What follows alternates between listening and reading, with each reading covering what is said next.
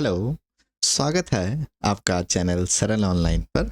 आज हम स्टार्ट कर रहे हैं कक्षा 9वीं का अध्याय 7 गति। तो हम इसको एनसीईआरटी जो आपकी बुक में लाइन बाय लाइन उसको हम लोग पढ़ेंगे, समझेंगे अच्छे से। और ये वीडियो देखने के बाद आपको गति के बारे में सारी चीज़ें समझ आ जाएंगी।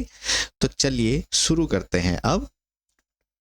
तो यहाँ पर जो है दिया गया है कि दैनिक जीवन में हम कुछ वस्तुओं को क्या देखते हैं, विरामावस्था में देखते हैं, जबकि कुछ वस्तुओं को हम लोग गतिमान अवस्था में देखते हैं। सही बात है, ठीक है। ये हम देखते हैं पक्षी उड़ते हैं, मछलियां तैरती हैं, रक्त का प्रवाह होता है, सिराओं और धमनियों में होता है, मोटर गाड़ियां चलती हैं, परमाणु, अणु, ग्रह, तारे, आकाश गंगाएं सभी के सब क्या है, गतिमान है। प्रायः हम यह समझते हैं कि कोई वस्तु गति में तभी है जब वह समय के साथ अपनी स्थिति को परिवर्तित करती है, ठीक है।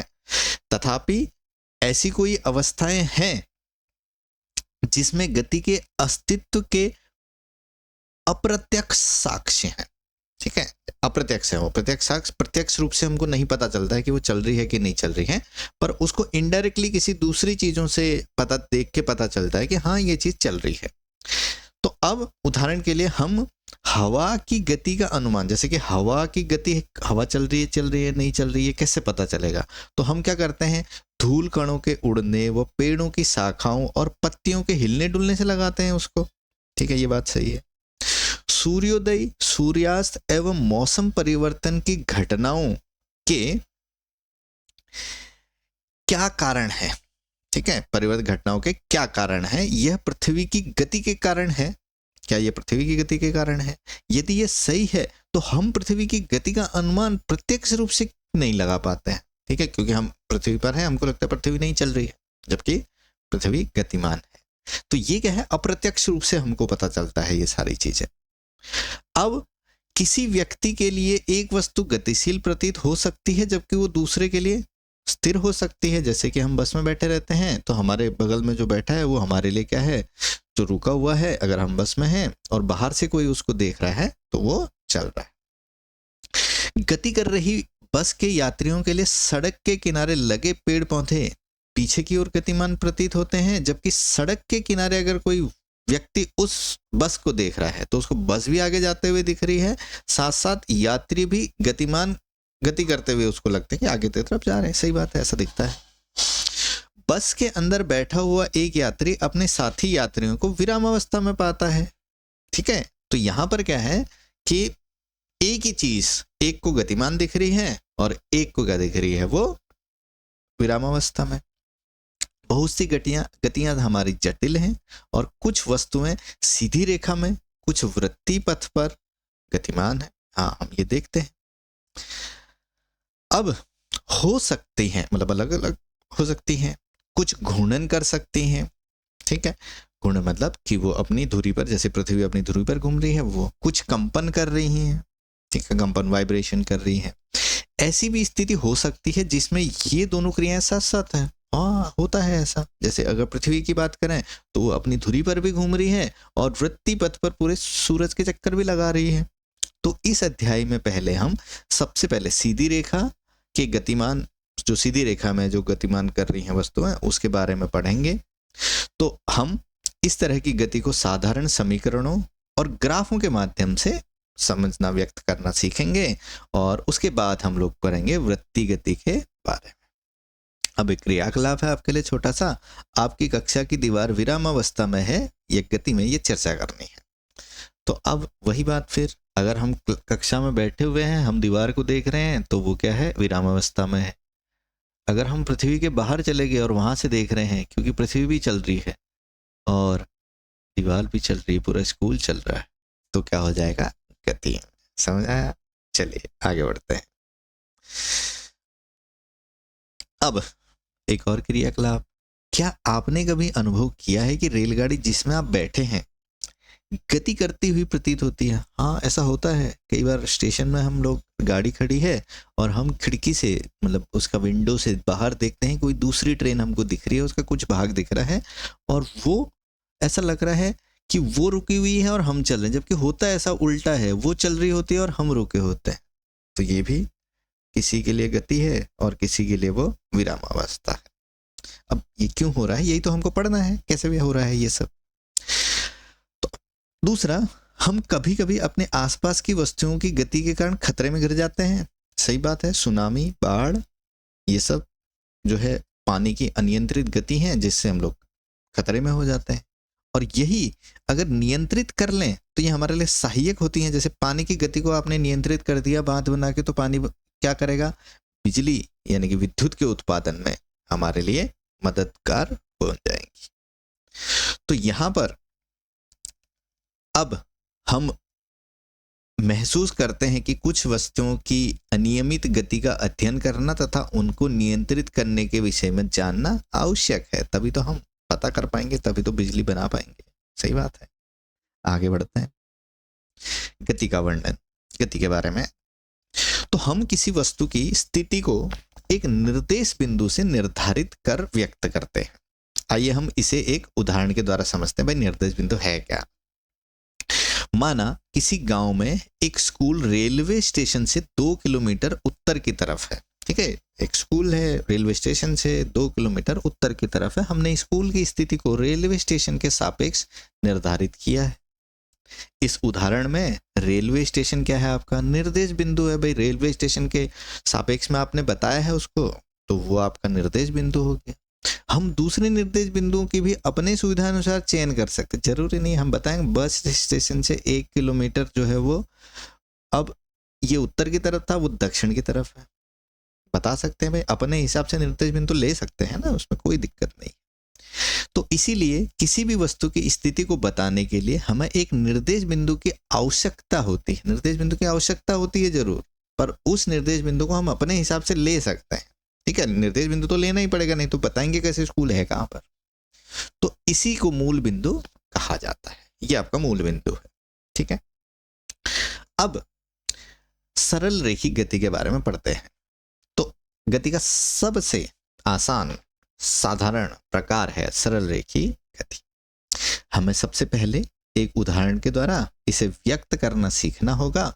तो माना कोई वस्तु सरल रेखी पथ पर गतिमान है, सीधी रेखा, सरल रेखा में, सीधी रेखा में चल रही है। भाई कोई वस्तु अपनी गति ओ से प्रारंभ करती है। यहां पर आपको चित्र दिख रहा है, ओ से चलना शुरू कर रही है।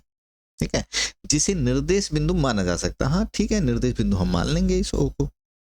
अब इस चित्र में अब आपको 7.1 जो चित्र दिया हुआ है उसमें भिन्न भिन्न क्षणों पर वस्तु कहां पर है, ए पर है, बी पर है, सी पर है, इसकी स्थितियों को प्रदर्शित करते हैं। भाई ये यहां पर है।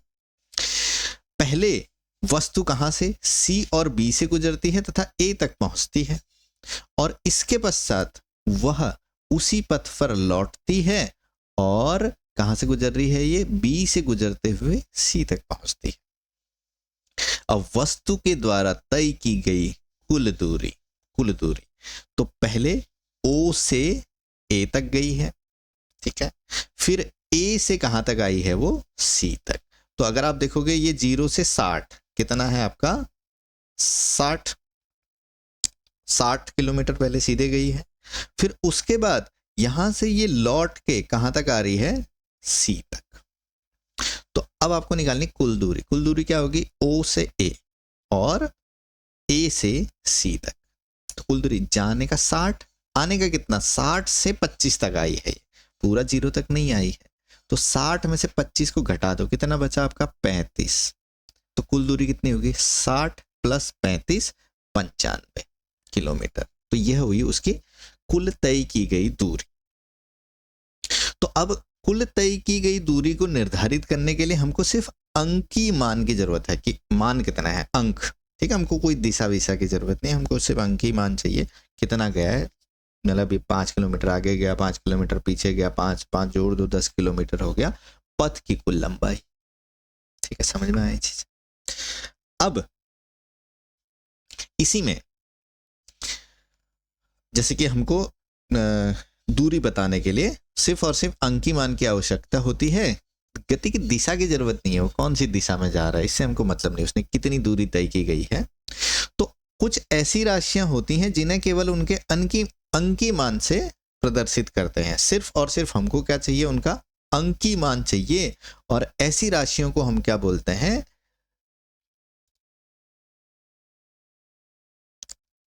अदिश राशि।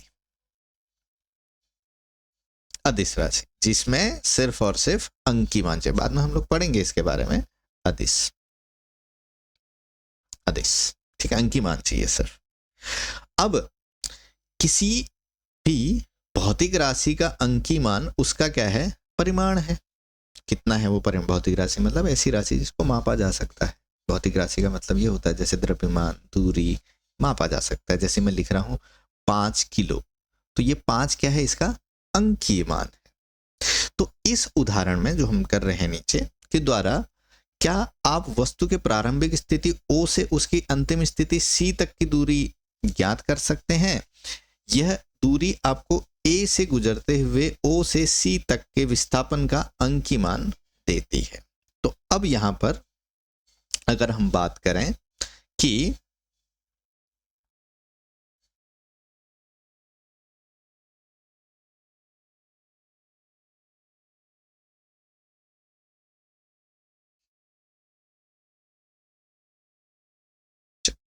अब अगर हम यहाँ पर यही उदाहरण में देख रहे हैं जो पहले हमको दे रखा है, तो ये क्या बोल रहा है कि ये O पर इसकी प्रारंभिक स्थिति थी और C पर इसकी अंतिम स्थिति है। तो यहां से O से C तक, तो ये क्या हुआ, इसका विस्थापन। ठीक है, इसी की बात कर रहा है वो, विस्थापन निकालने की। ठीक है, तो अब क्या विस्थापन का परिमाण वस्तु के द्वारा तय की गई दूरी के बराबर हो सकता है? तो अब ये बोल रहा है कि भाई इसका विस्थापन जो है, क्या ये विस्थापन, यहाँ पर अभी दिख रहा है आपको विस्थापन कम है और इसकी दूरी ज्यादा है। ठीक है, ये यहाँ से यहाँ तक विस्थापित हुआ। विस्थापित मतलब कि वह प्रारंभिक स्थिति से अंतिम स्थिति के बीच की सरल रेखा, सीधी रेखा विस्थापन है। तो अब अगर मैं बात करूं, जब ये O से A तक गया है तो आपका दूरी कितनी है, 60 किलोमीटर। तो विस्थापन भी कितना है, 60, क्योंकि सीधी रेखा में जा रहा है। तो हाँ, तो अब यही उदाहरण लेके समझाया गया है। O से A तक की गति के लिए तय की गई दूरी कितनी है, 60 किलोमीटर। सही बात है। तथा विस्थापन का परिमाण भी कितना है, 60 किलोमीटर, दोनों बराबर। तो अगर वो सीधी रेखा में चल रहा है, कहीं से मुड़े ना, यहां पर क्या है कि यहां से ये घूम के वापस आ गया है, इसीलिए विस्थापन अलग हो गया है, दूरी अलग हो गई है। तो O से A तथा पुनः B तक गति के दौरान तय की गई दूरी 60 और 25, ठीक है, 85। O से A और A से B वापस, ठीक है, B तक की बात कर रहा है, तो कितनी होगी, 60 और 25, 85 किलोमीटर। जबकि विस्थापन कितना हुआ, 35, मतलब B तक पहुंच गया है। तो यहां से इनिशियली ये A O पर था और फाइनली कहां पहुंच गया है, ये B पर पहुंच गया है। तो विस्थापन आपका कितना हो, 35 हो गया। अब यहां पर 35 हो गया, तय की गई दूरी कितनी है आपका, 85, ठीक है, तय की गई हमने दूरी निकाल ली 85। अब ये बराबर नहीं होगा, तो यहां पर इसका मतलब है कि अगर वो सीधी रेखा में चल रहा है तभी जो है, जब तक वो घूम देगा नहीं, मुड़ेगा नहीं, तब तक आपका दूरी और विस्थापन दोनों बराबर हो। अब अगर वो पुनः अपनी स्थिति पर आ जाता है तो विस्थापन कितना होगा, 0 होगा। जहां से चलना शुरू किया था वहीं वापस आ गया। ठीक है, अब यहां पर अगर आप देखोगे कि दूरी कितनी हो गई, दूरी A से O तक गया है पहले ये, ठीक है, A से पहले कहां तक गया है, ये O से A तक गया है, फिर A से वापस O तक आया है। तो यहां पर 60 और 60 कितना हो गया आपका, 120 किलोमीटर। दूरी कितनी होगी, 120, और विस्थापन कितना हो गया आपका, 0 हो गया। ठीक है, चलिए, तो अब इस उदाहरण पर से हमने क्या सीखा, तो हमने ये सीखा कि एक होता है आपका विस्थापन और दूसरा होता है दूरी। दो भिन्न भौतिक राशियां हैं, दूरी और विस्थापन। ठीक है, तो दूरी तय की गई कुल पथ की लंबाई है। तो प्रयोग वस्तु की पूरी गति प्रक्रिया को व्यक्त करने में तथा दिए गए समय में वस्तु की प्रारंभिक स्थिति के सापेक्ष अंतिम स्थिति ज्ञात करने में किया जाता है। ठीक है, अब यहां पर आपको कुछ क्रियाकलाप दे रखे हैं, तो वो आपको कर सकते हो। अब दूसरा हमको पढ़ना है एक समान गति और असमान गति के बारे में। तो माना कि एक वस्तु एक सीधी रेखा पर चल रही है और माना 1 सेकंड में वो कितनी चलती है, 50 मीटर, दूसरे 1 सेकंड में 50 मीटर और तीसरे 1 सेकंड में भी 50 मीटर तथा चौथे 1 सेकंड में 50 मीटर दूरी तय करती है। तो इस तरह हम ये देख रहे हैं कि हर 1 सेकंड में वो कितना जा रही है, 50 मीटर। तो हम ये बता सकते हैं कि हर एक निश्चित समय अंतराल पे वो एक नियत मतलब समान दूरी तय कर रही है। तो इस तरह की गति को हम लोग क्या बोलेंगे, एक समान गति। तो इस तरह की गति में तो जो समय अंतराल है वो हमको छोटा लेना चाहिए, तो तभी हम पता कर सकते हैं कि सही है कि नहीं है, एक समान गति है कि नहीं है। तो हम दैनिक जीवन में कई बार देखते हैं कि वस्तुओं के द्वारा समान समय अंतराल में असमान दूरी तय की जा सकती है। जैसे कि भीड़ भाड़ वाली सड़क में कार चल रही है तो ट्रैफिक कम है तो वो थोड़ा ज़्यादा दूरी तय करेगी, ज़्यादा है तो कम दूरी तय करेगी समान समय अंतराल पे, ठीक है।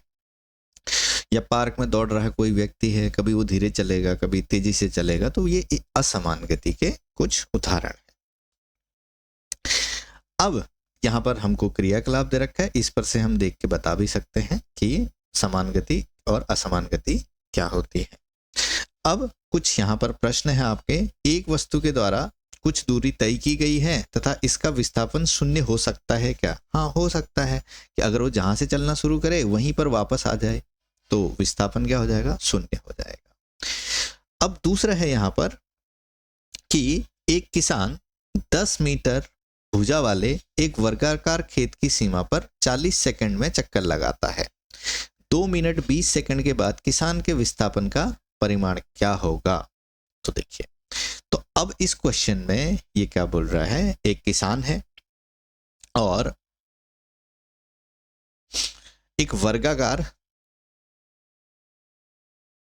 इस तरह से खेत है 10 मीटर का, ये भी 10 मीटर, ये भी 10 मीटर, ठीक है।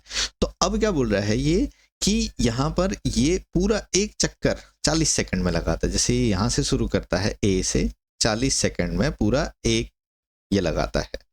तो अब 40 सेकंड में तो मतलब 10 सेकंड यहाँ क्या होगा, 10 सेकंड यहाँ, 10 सेकंड यहाँ, 10 सेकंड यहाँ, यहाँ से यहाँ जाने तक कितना लगाता है ये 10 सेकंड एक भुजा में, क्योंकि एक समान चाल से चल रहा है तो हमको पता चल।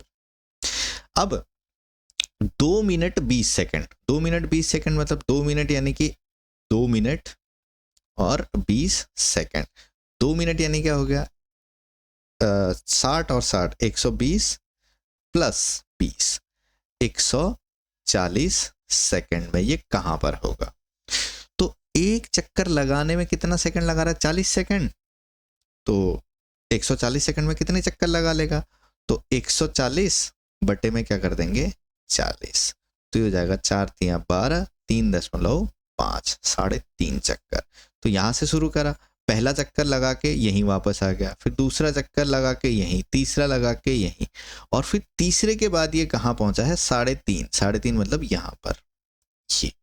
तो आपका ये जो दूरी है तो ये क्या हो जाएगा इसका विस्थापन। अगर आप देखोगे ए से बी ये एक समकोण त्रिभुज हो गया और ये इसका कर्ण हो गया, तो हम कैसे निकालते हैं, A B square is equal to 10 का स्क्वायर और 10 का स्क्वायर। तो ये A B square is equal to क्या हो जाएगा, 10 का स्क्वायर 2 बार है तो 2 बार 10 का स्क्वायर, और ए बी निकालना है तो अंडर रूट 2 गुणा 10 का स्क्वायर, तो 10 का स्क्वायर बाहर आके 10 रूट 2 मीटर। तो ये हो गया इसका विस्थापन। तो अब विस्थापन के लिए निम्न में से कौन सही है? यह शून्य नहीं हो सकता, विस्थापन शून्य हो सकता है, वापस अपनी जगह पे आ जाए। इसका परिमाण वस्तु के द्वारा तय की गई दूरी से अधिक है विस्थापन, तो तय की गई दूरी से अधिक नहीं हो सकता है, या तो कम होगा या तो क्या होगा आपका, देखो अगर सीधी रेखा में चल रहा है यहां से यहां तक तो विस्थापन और आपका दूरी बराबर होगी, और मान लो कि यहां से चल के ये ऐसे घूम गया है तो विस्थापन क्या हो जाएगा आपका, ये प्रारंभिक और ये अंतिम, तो विस्थापन कम हो गया, दूरी ज्यादा हो गई है, तो विस्थापन या तो कम होगा या तो बराबर होगा, ठीक है। तो ये वाला गलत हो जाएगा, दूसरा वाला, पहली वाली बात सही है, ठीक है। आगे अब इसमें देखते हैं अब यहाँ पर आपको कुछ चित्र दिखा रखे हैं। तो चित्र में आप ये देख रहे हो कि हम क्रिकेट मैच देखते हैं और वहाँ पर उसकी गेंद की जो फेंकने की चाल हमको दिखाई देती है 140 किलोमीटर प्रति घंटा, 143, 135, ये सब। दूसरा आपने चित्र देखा होगा कि यहाँ पर जो है ये निर्धारित चाल 50 किलोमीटर है प्रति घंटे की है, 40 किलोमीटर प्रति घंटे की है। ठीक है, तो अब हम इसके बारे में पढ़ना चाह रहे हैं। तो अब कुछ चीजें जो है वो धीरे धीरे चलती हैं और कुछ की गति जो होती है वो ज्यादा होती है, तेज चलती है। अब वस्तुओं की गति करने की दर अलग अलग हो सकती है। अलग अलग वस्तुएं समान दर से भी गति कर सकती हैं। हो सकता है कि दो अलग अलग वस्तु हैं, उनकी गति समान हो, ये भी हो सकता है। वस्तु द्वारा इकाई समय में तय की गई दूरी के तो अब यहां पर जो है अलग अलग वस्तुओं की एक समान दर भी हो सकती है। इसी राशि को चाल कहा जाता है। चाल मतलब उसकी चाल कितनी है, तो चाल का मात्रक जो होता है मीटर प्रति सेकंड है। यह मीटर प्रति सेकंड से लिखा जाता है और इस चिन्ह से इसको प्रदर्शित करते हैं। चाल का अन्य मात्रक सेंटीमीटर प्रति सेकंड या तो फिर किलोमीटर प्रति घंटा है। तो अब इसमें जो है इसके दो मात्रक हो गए हैं। अब इसके जो हम यूज करते हैं, हम आवश्यकता अनुसार इसके मात्रकों को यूज करेंगे कि कभी हमको जैसे कि किलोमीटर प्रति आवर है या सेंटीमीटर प्रति सेकंड है, तो हम अपने आवश्यकता अनुसार ले सकते हैं। तो अब वस्तु की गति को व्यक्त करने के लिए हमें केवल उसके परिमाण की आवश्यकता होती है। यह आवश्यकता नहीं है कि वस्तु की गति नियत हो। ठीक है, जरूरी नहीं है। तो अधिकतर अवस्थाओं में वस्तु असमान गति से ही चलती है। मतलब बहुत कम जहां पर जगह होती है जहां पर एक समान गति से चल रही है, बाकी कभी उसकी गति ज्यादा होगी, कभी कम होगी, ये होता है। तो हम उन वस्तुओं की गति की दर को उनकी औसत चाल के रूप में व्यक्त करेंगे। औसत चाल मतलब मान लो कि यहाँ से हम 100 किलोमीटर जा रहे हैं, तो कभी कार की गति ज्यादा होगी, कभी कम होगी। तो औसत चाल आपका क्या हो जाएगा, तय की गई कुल दूरी, कुल किसने कितनी दूरी तय की है और कुल कितना समय लगा है। ठीक है, तो यहां पर एक वस्तु t समय में s जितनी दूरी तय करती है, तो उसकी चाल क्या होगी आपका s बट्टे में t। ठीक है, ये चाल हो गई है। तो आइए इसे एक उदाहरण से समझते हैं। एक कार 2 घंटे में 100 किलोमीटर जा रही है।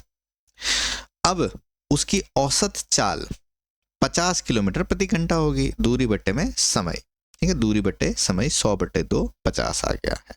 कार पूरे समय 50 किलोमीटर की चाल से नहीं चलती होगी, वह कुछ समय इससे अधिक तो कुछ समय इससे कम चाल से चलती होगी। सही बात है, ये क्या है आपकी औसत चाल है। अब यहां पर एक उदाहरण दे रखा है कि एक वस्तु 16 मीटर की दूरी 4 सेकंड में तय करती है। पुनः 16 मीटर की दूरी 2 सेकंड में तय करती है। वस्तु की औसत चाल, औसत चाल के लिए आपको क्या चाहिए, कुल दूरी बटे में कुल समय। ठीक है, तो यहां पर आप देखो वस्तु के द्वारा तय की गई कुल दूरी, पहले 16 और फिर 16, कितना हुआ 32 मीटर। अब टाइम कितना लगा, पहले वाले में 4 सेकंड लगा और दूसरे वाले 16 में 2 सेकंड, तो टोटल 6 सेकंड।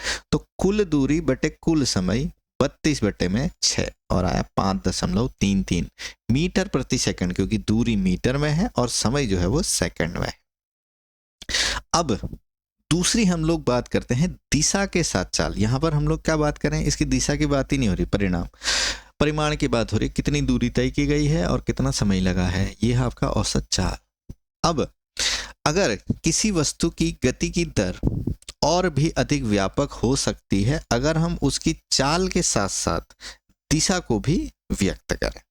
यह राशि जो इन दोनों पक्षों को व्यक्त करती है उसे क्या कहा जाता है, वेग कहा जाता है। ठीक है, वेग। तो अतः एक निश्चित दिशा में चाल को क्या कहेंगे हम लोग, वेग कहेंगे। किसी वस्तु का वेग समान या असमान हो सकता है। तो अब दिशा भी अगर बताते हैं कि ये इस दिशा में, तो अब क्या आ जाएगा आपका विस्थापन। तो यह वस्तु की चाल गति की दिशा या दोनों के परिवर्तन के साथ परिवर्तित हो सकती है। ठीक है, या तो आपका ये जो वेग है, तो वेग में क्या है, आप अगर दिशा बदल दो तब भी बदल जाएगा, परिमाण बदल दो तब भी बदल जाएगा, ठीक है, क्योंकि दोनों चीजों पे निर्भर करती है। जब वस्तु सीधी रेखा में बदलती हुई चाल के साथ गति कर रही है तो हम उसके गति के दर को, परिमाण को औसत वेग से हम लोग दिखाएंगे। मतलब सीधी रेखा में चल रही है पर उसकी गति कभी ज्यादा है कभी कम है, तो हम उसको क्या दिखाएंगे, औसत। इसकी गणना औसत चाल की गणना से करी जाएगी। तो यदि वस्तु का वेग समान रूप से परिवर्तित हो रहा है तब दिए गए प्रारंभिक वेग और अंतिम वेग का अंकगणितीय माध्य जो है के द्वारा औसत वेग प्राप्त किया जा सकता है। और ये कितना है, औसत वेग प्रारंभिक वेग प्लस अंतिम वेग बटे में 2। मतलब कि आपका देखो, वेग के बारे में अगर हम लोग बताएं कि वेग क्या है, तो वेग आपका है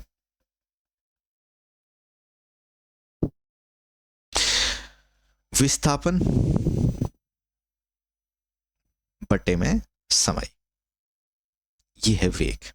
तो वेग क्या होता है, क्योंकि अब विस्थापन सदिश राशि है, मतलब उसको दिशा की जरूरत होती है, तो अब इसको आप बोल सकते हो कि दिशा के साथ चाल, मतलब चाल और दिशा में, इस दिशा में चल रहा है ये, तो ये आपका क्या है, वेग है। ये विस्थापन पे निर्धारित करता है, ठीक है। अगर दिशा बदलेगी, मतलब वो चक्कर लगा के आधे में से घूम गया, रिटर्न हो गया, तो विस्थापन बदल गया आपका, तो वेग भी बदल गया है। तो अब अगर आप बोल रहे हो किसी वेग के बारे में, तो वेग जैसे कि आपने निकाला 20 मीटर प्रति सेकंड आया और किस दिशा में, उत्तर दिशा में, ठीक है, उसकी कुछ दिशा भी होगी, एक निश्चित दिशा में वो चलेगा। तो अगर ये पूरा का पूरा क्या है आपका वेग, अगर आप इसको बदल देते हो परिमाण, तब भी वेग बदल जाएगा। आपने दिशा बदल दी, उत्तर की जगह दक्षिण चले गए, तब भी वेग बदल जाएगा। इसका मतलब ये है। तो यहां पर ये जो v एवरेज लिखा गया है, ये आपका क्या है, औसत चाल है, u आपका प्रारंभिक वेग है, और दोनों का मात्रक समान होता है, मीटर प्रति सेकंड या मीटर प्रति सेकंड, इस तरह से इसको लिखा जाएगा। ठीक है।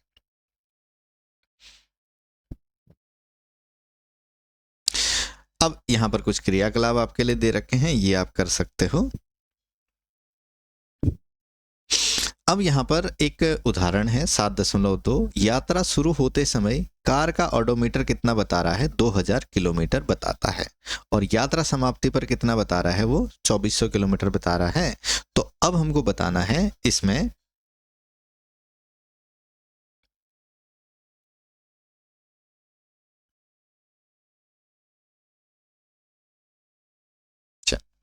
तो यहाँ पर यदि यात्रा में 8 घंटे लगते हैं तो कार के औसत चाल किलोमीटर प्रति आवर और मीटर प्रति सेकंड में ज्ञात करनी है।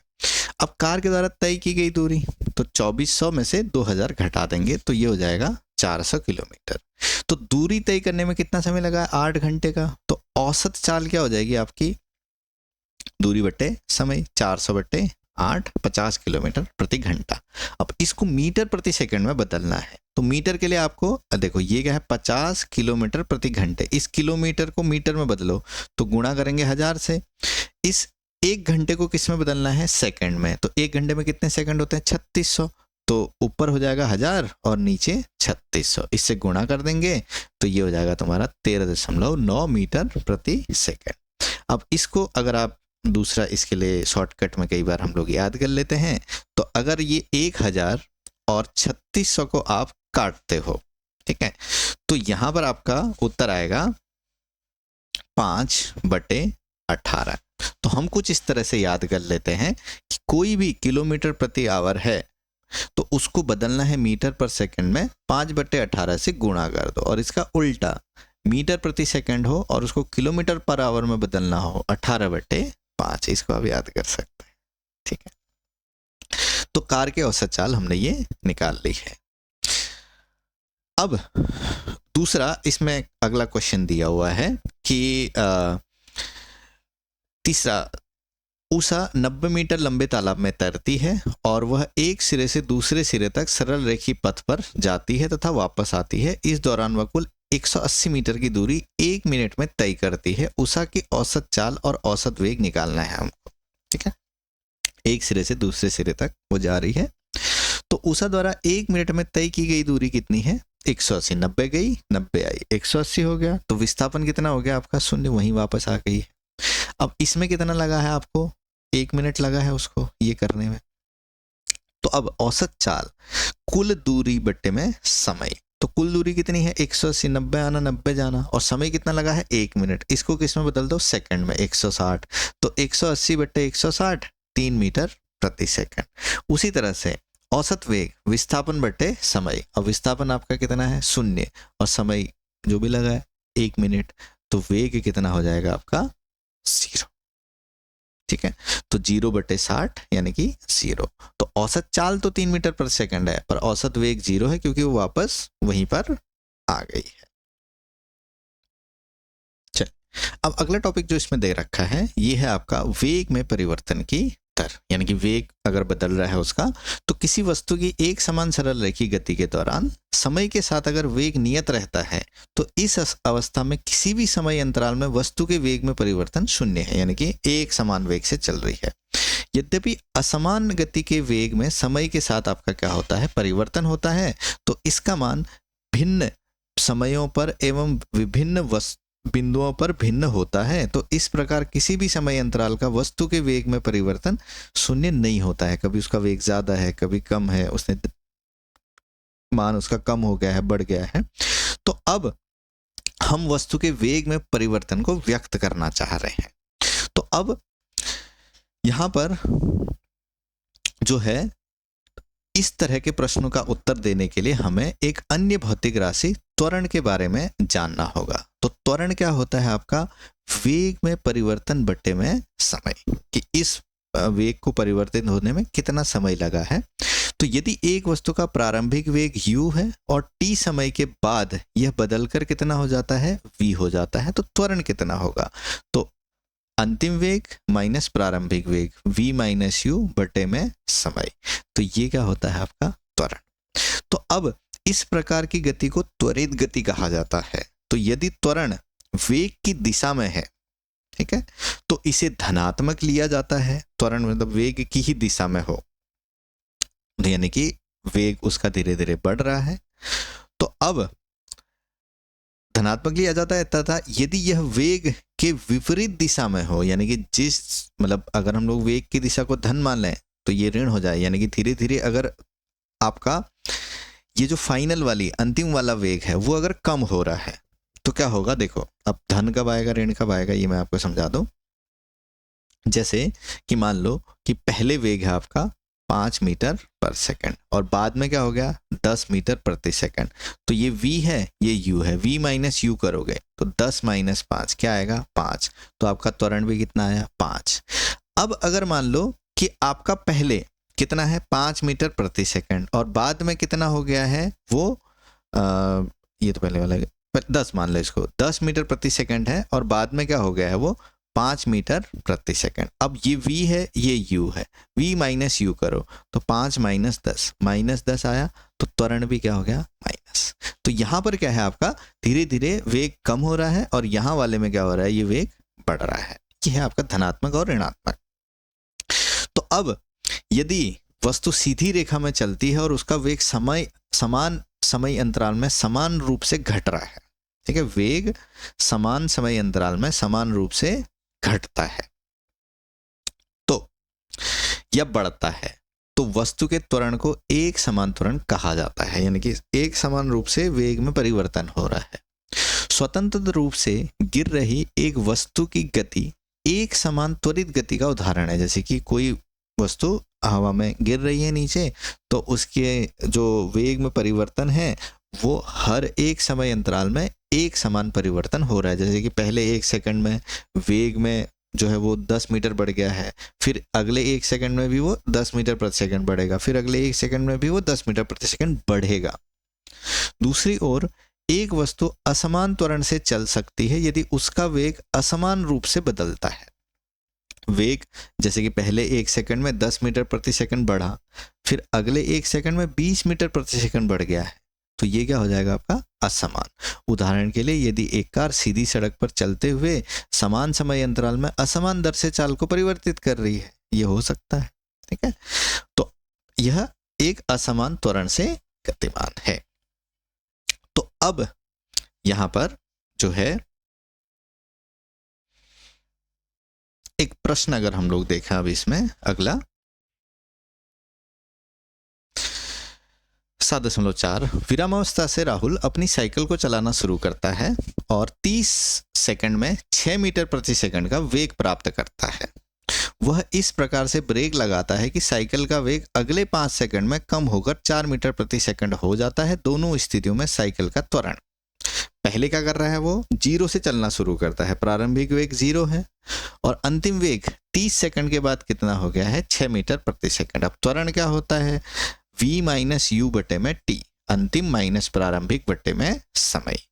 तो अब अगर इसकी हम लोग गणना करें तो a क्या हो जाएगा आपका 6 माइनस 0 बटे 30 जो 0.2 मीटर प्रति सेकंड का स्क्वायर, क्योंकि यहाँ पर ये क्या है आपका, ये मीटर प्रति सेकंड का स्क्वायर क्यों आया, यहाँ पर ये क्या है, वेग मीटर प्रति सेकंड बटे में सेकंड, तो सेकंड के साथ सेकंड गुणा हो गया तो सेकंड का स्क्वायर हो गया। दूसरी अवस्था में u क्या है आपका 6 और कम होके 5 सेकंड में कितना हो जाता है, 4 मीटर प्रति सेकंड, तो 4 माइनस 6 बटे में 5 कितना आया, माइनस 0.4 मीटर प्रति सेकंड स्क्वायर। तो साइकिल का त्वरण पहली स्थिति में और दूसरी स्थिति में ये निकाल सकते हैं। अब इसके बाद हमको जो पढ़ना है वो है ग्राफ के बारे में, गति का ग्राफिक प्रदर्शन, और ये हम लोग करेंगे अगले वीडियो में बहुत अच्छे से। तो डिस्क्रिप्शन में आपको उसकी लिंक मिल जाएगी, तो वहां से आप लोग दूसरा वीडियो इसका देख सकते हो। अभी के लिए थैंक यू।